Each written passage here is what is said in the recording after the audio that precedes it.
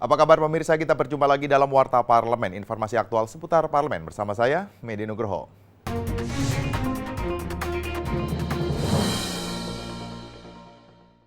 Panitia khusus rancangan undang-undang tentang pemilu DPR RI berpendapat sudah seharusnya Indonesia menerapkan sistem pemilu elektronik yakni e-voting dan e-counting karena sistem ini dinilai cukup berhasil diterapkan di sejumlah negara demokrasi.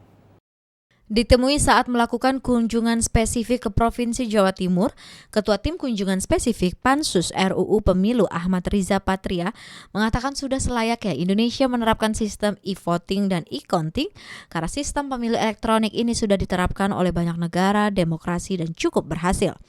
Ahmad Riza Patria berpendapat pada pemilu 2019 yang akan datang, kemungkinan sistem belum bisa diterapkan, mengingat diperlukan persiapan dari sisi teknologi maupun sumber daya manusianya.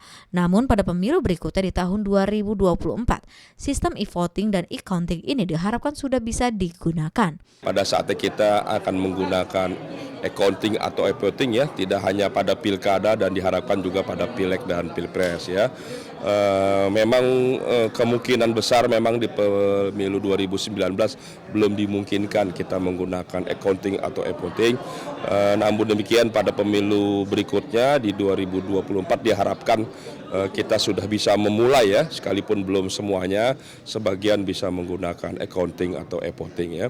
Anggota Pansus RUU Pemilu yang juga Wakil Ketua Komisi 2 Fandi Utomo yang mengatakan penerapan e-voting dan e-counting ini sebetulnya bisa dilakukan secara nasional pada tahun 2019.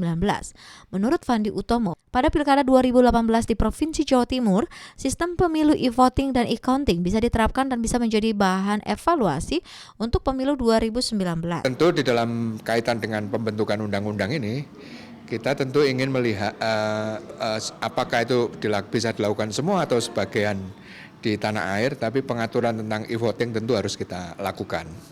Supaya pada saat kita sampai di sana kita tidak harus melakukan perubahan undang-undang gitu. Anggota Pansus RUU Pemilu, Sirmaji mengingatkan penerapan e-voting dan e-counting ini banyak melibatkan pihak-pihak terkait, untuk itu diperlukan kesiapan regulasinya, anggarannya, dan kesiapan masyarakat karena menurutnya hal itu merupakan syarat agar e-voting dan e-counting bisa terlaksana dengan baik.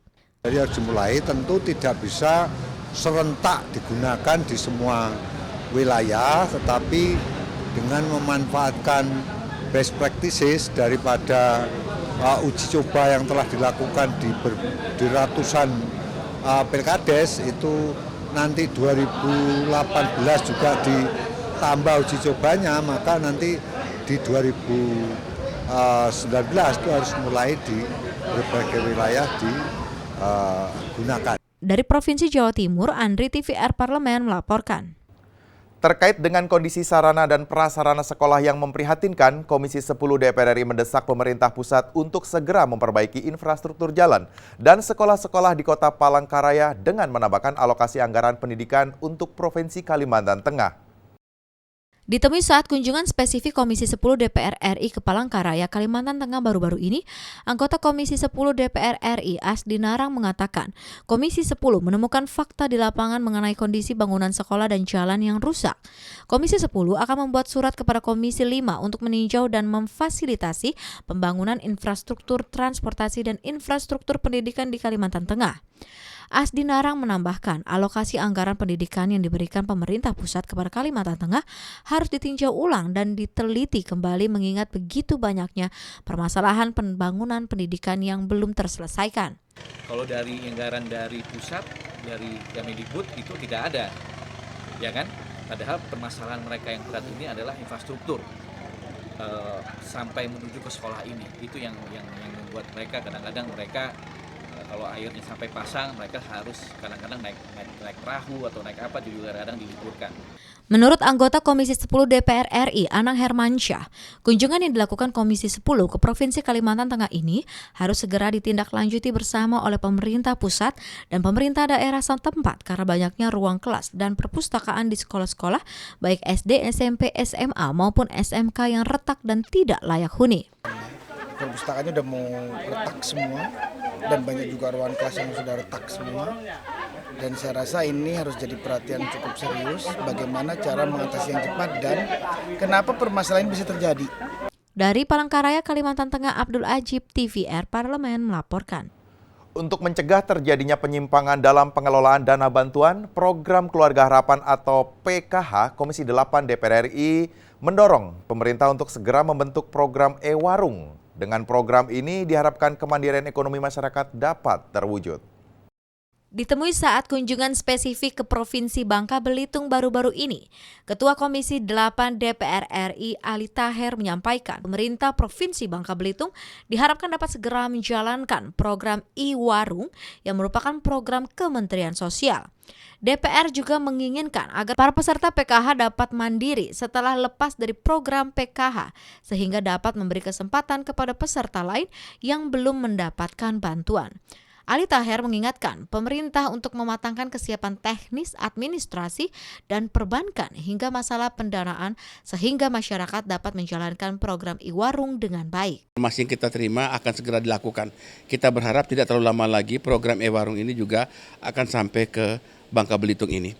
Dan yang paling penting adalah kesiapan-kesiapan teknis administratif, kesiapan-kesiapan teknis perbankan, dan lain-lain sebagainya supaya begitu datang itu masyarakat sudah siap menggunakan dan juga harus ada kepastian mengenai ketersediaan dana.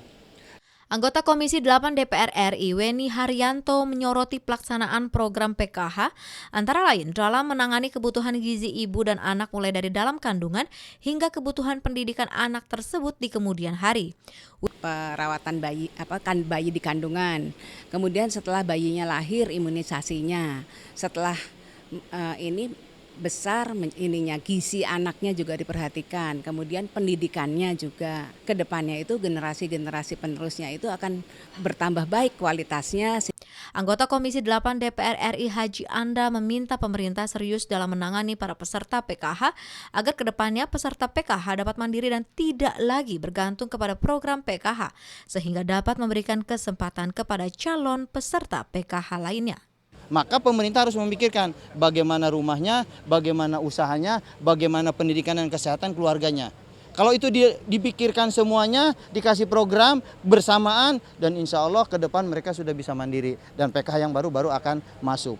Dari Provinsi Bangka Belitung, Helmi Darmawan, TVR Parlemen melaporkan.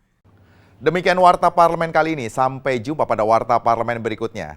Terima kasih atas perhatian Anda. Wassalam.